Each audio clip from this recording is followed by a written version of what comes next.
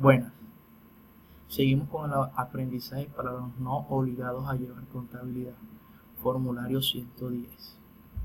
Para los que no me conocen, mi nombre es Asdrúbal Díaz Rivera, docente de pregrado y posgrado en contaduría en la Universidad Remington sede Santa Marta. Soy docente de posgrado en contaduría en la Universidad Simón Bolívar, especialista tributario en la Universidad del Norte. Actualmente estoy haciendo una maestría en tributación en la Universidad Libre de Barranquilla. Ahí les dejo mi correo para cualquier consulta o duda. Formulario 110. Si fuese una persona natural, régimen común, deberíamos colocar en la casilla número 5 su número de cédula seguido del guión 1 por el ejemplo, que nos indica que son personas naturales régimen común. Deberían seguir diligenciando las casillas 7, 8, 9 y 10 que nos dice primer apellido, segundo apellido, primer nombre y segundo nombre si en su defecto el contribuyente lo tiene. No deberíamos llenar la casilla 11. Si llenamos nada más la casilla 11, jóvenes, no es necesario llenar la casilla 7, 8, 9 y 10. ¿Por qué? Porque las 11 nos indica que son solo las personas jurídicas. Cuando tenemos en cuenta la casilla 12 que nos dice código de dirección seccional, aquí observamos que es la 19. La 19 es de Santa Marta, departamento del Magdalena. Si fuese Barranquilla, fuese la 02, departamento del Atlántico. Un caso muy importante en este formulario, jóvenes, es lo que nos dice la nueva reforma tributaria, ley 1819 del 2016, artículo 65, donde nos habla adicionando el artículo 114-1 del Estatuto Tributario, que nos habla exoneración de aportes del SENA y CBF y las cotizaciones del régimen contributivo de salud, las sociedades, personas jurídicas y contribuyentes declarantes del impuesto sobre la renta y complementario correspondiente a los trabajadores que devengan individualmente considerados menos de 10 salarios mínimos mensuales legales vigentes. Jóvenes, observemos aquí e interpretemos. La norma no nos dice, en ese artículo 114-1 del Estatuto Tributario, nos dice que estamos exonerados del SENA el 2%, del ICBF el 3%, cotizaciones al régimen contributivo en salud. Si bien notamos, no nos dice si estamos exonerados el 4% que le quitamos a los trabajadores en nómina y del 8.5% que es el aporte que hace el empleador. Pero todos debemos tener claro e interpretar esta norma que solo estaríamos exonerados del 8.5%, lo que les corresponde al empleador. El 4% usted sígalo descontándola en la nómina a sus trabajadores. Y hacemos el siguiente ejercicio para que quede un poco más claro. Sueldo de 2 trabajadores. Tenemos que tener en cuenta el sueldo del año 2017, que quedó fijado en el decreto 2209 del 2016. El salario mínimo legal vigente del año 2017 estaba por valor de 737.717. Si lo multiplicamos por 2 trabajadores, nos da una base de 1.475.434. Observemos la gráfica y miramos todos los pasos que deben tener en cuenta. Aquí lo estamos haciendo de una manera sencilla y didáctica para su aprendizaje. ¿Qué observamos? El transporte, la salud, la pensión, el 4% que se le descuenta al trabajador, la pensión que hace el aporte el empleador que es el 12%, la ARL que es el 0.522, ahí depende el tipo de riesgo. Recordemos que va desde el 0.522% hasta el 6.96%. Todo depende del tipo de riesgo. Miremos todo el detalle que tenemos en la gráfica. Ahí tenemos en amarillo en resaltado la salud de descuento al trabajador en nómina, que fue el 4% que le descontamos a esos 2 trabajadores. Entonces, jóvenes, cuando hacemos esa partecita que le descontamos la nómina en nómina al trabajador y 4% en salud, eso no es un gasto directo de la empresa, pero en la figura, por hacerle ese descuento a los trabajadores y pagárselo a las EPS donde ellos estén afiliados, yo lo debo tener en cuenta como lo reflejamos en la gráfica anterior. Si tomamos todo los movimientos que corresponde a una nómina, sueldo, transporte, salud, pensión, ARL, caja de compensación, que vendría siendo los parafiscales, y las provisiones de cesantía, intereses, prima y vacaciones, nos da un valor de 2.335.000 pesos. Debo multiplicarlo por 12 meses, que corresponde a un año. Nos da 28.260.000. Eso es lo que yo llevo a la casilla 30. Total, costos y gasto de nómina. En la casilla siguiente me dice aportes al sistema de seguridad social. Bueno, yo tengo en cuenta lo que aparece, lo que le desconté el 4% en salud, en pensión, el aporte que hace el patrón del 12% y el aporte que hace el patrón en ARL por esos trabajadores. Al sumar 59.000 más 59.000 más 177.000 más 8.000, me da un valor que debo llevar a la casilla, me da un valor de 303.000 pesos. Si yo lo multiplico por 12 meses, me da la base de 3.633.000. Pueden observarlo en la gráfica para que tengan más explicación y usted lo puede hacer en sus cuadernos. Seguimos al renglón 32, aportes al SENA, ICBF y caja de compensaciones. Recordemos que en el artículo 114-1 del Estatuto Tributario estamos exonerados del SENA y del ICBF. Por lo tanto, tengo un movimiento de las cajas de compensaciones. En este caso fue de 59.000 pesos. Aquí lo tienen en la gráfica. Me voy a regresar nuevamente. Hicimos el ejercicio caja de compensación familiar. La base de esos dos trabajadores fue de 1.475.000 pesos por el 4%.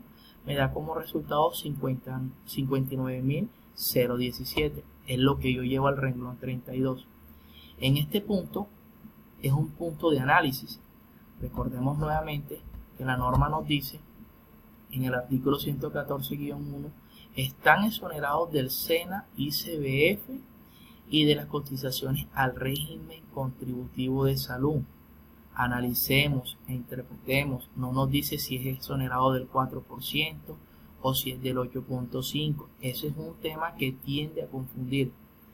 ¿Qué es lo que realmente estamos exonerados en las empresas? Del 8.5%. Esa es la obligación que tiene el empleador, el patrón, con los trabajadores. Ellos no pagan el 8.5%. Siguen descontando en nómina el 4% a sus trabajadores. Por ese motivo del descuento del 4% en los trabajadores, ese gasto no es de la empresa, ese gasto es directamente de los trabajadores que se les descontó en sus nóminas. En ese orden de ideas, en esa figura, es que yo lo tengo como dato informativo para el total de costos y gastos de nómina, seguido de los aportes de seguridad social. ¿Por qué? Porque debo tenerlo enlazado a la nueva entidad llamada conocido de la UGPP, que yo hice ese descuento al trabajador o a los trabajadores en nómina y debo reflejarlo en el formulario 110. Seguimos con el formulario 110 para su aprendizaje. Aquí tenemos unos estados financieros modelo.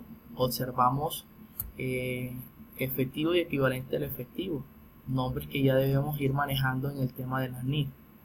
Propiedad, planta y equipo actualmente son inmovilizados materiales. Total pasivo, total patrimonio.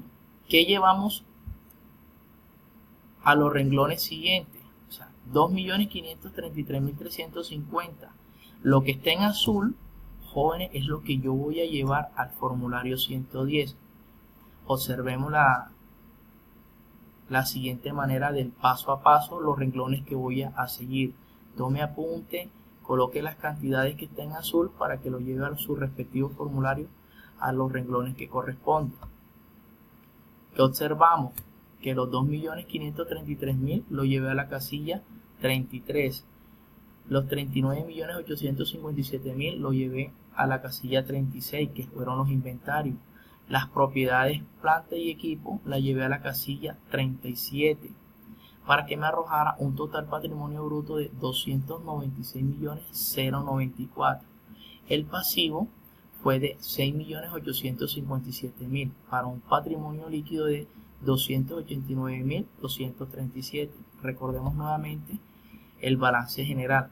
Miren todo lo que está en azul y compárelo con el diligenciamiento del formulario. Vaya llenándolo en el suyo para que vaya reforzando más las dudas e inquietudes que usted vaya teniendo. Seguimos. Aquí vemos reflejado el estado de pérdida y ganancia a 31 de diciembre. Aquí observamos unos ingresos, unos costos de venta, una utilidad bruta, gasto de administración que también puede ser un gasto de venta, utilidad del ejercicio, impuesto antes de impuesto y utilidad del ejercicio por valor de 86.670.000. Jóvenes, una vez teniendo los estados resultados, usted vuelva al formulario 210 y siga diligenciando. ¿Qué observamos acá? Que los ingresos son de 189.500.000, se repiten en la casilla 42, 45 y 48. El costo de venta, que estaba reflejado en el estado de resultados por valor de 85.248.000, lo tenemos diligenciado en el renglón 49 y en el renglón 51. Los gastos de administración o gastos de venta, si bien observamos, está dividido en 12.582.000 y 5 millones. Usted pudo haber sumado 12.582.000 y 5 millones y lo pudo llevar a una sola casilla, que es la casilla 52.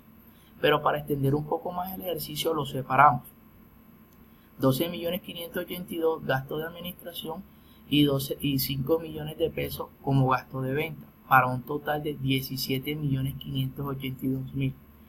¿Qué tenemos aquí? Que si nosotros tomamos el ingreso menos los 17 millones de pesos, 17.582.000, nos da una renta líquida ordinaria del ejercicio, que en el estado de pérdida y ganancia para nosotros es la utilidad del ejercicio. Desde ahí es cuando comenzamos a aplicar la nueva reforma tributaria en el artículo 100, modificado el artículo 240 del Estatuto Tributario. Debemos utilizar la tarifa general para las personas jurídicas del 33%. Es necesario tener claro que no nos confundamos con el artículo 241, que solo se utiliza para las personas naturales. Utilizamos recuerdan las 5 cédulas, que son la renta de capital, renta de trabajo, de dividendo, de pensiones y de no laborales. Aquí debemos utilizar solo para las personas jurídicas el artículo 240, el 33% que nos dice la norma. Tenemos, una utilidad de 86.670.000. Usted toma ese valor y lo multiplica por el 33%, le da a pagar 28.601.000 pesos.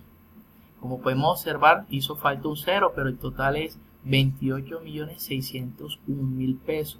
Ese es el valor que usted le debe pagar en este ejercicio, en este aprendizaje a la DIAN. También debemos tener en cuenta que si el formulario, una vez diligenciado en la propia página de la DIAN, calcula el 25%, pues ya son errores de la propia página de Muesca. Pero lo correcto que usted debe aplicar es el 33%. Ojalá en el formulario del 2018 que estamos declarando el 2017 se hayan hecho las correcciones respectivas. Jóvenes, también debemos tener en cuenta la firmeza de las declaraciones de renta. Antes eran 2 años, actualmente son 3 años. Asimismo, la renta presuntiva era del 3%, actualmente está por el 3.5%. Asimismo, debemos tener bien claro los 25% cuando la persona declara por primera vez, cuando declara por segunda vez el 50% y tercera y siguientes el 75%. Aquí les dejo reflejados los artículos de la renta presuntiva, de los anticipos de impuestos y la firmeza de las declaraciones de renta. Tenga en cuenta que si le da más de 41.000 VT, es decir, a pagar 1.359.000, si a usted le sale un valor mayor a eso, usted tiene que pagarlo inmediatamente. No tenga en cuenta que lo deba pagar en 2 cuotas, debe pagarlo en una sola cuota. Tenga en cuenta esa base, 41.000 VT, ahí les doy el valor de base, 1.359.000, ahí tienen la conversión para que lo tengan claro. También es necesario tener cuando firmamos una declaración de renta. El artículo 596, el numeral 6, nos dice una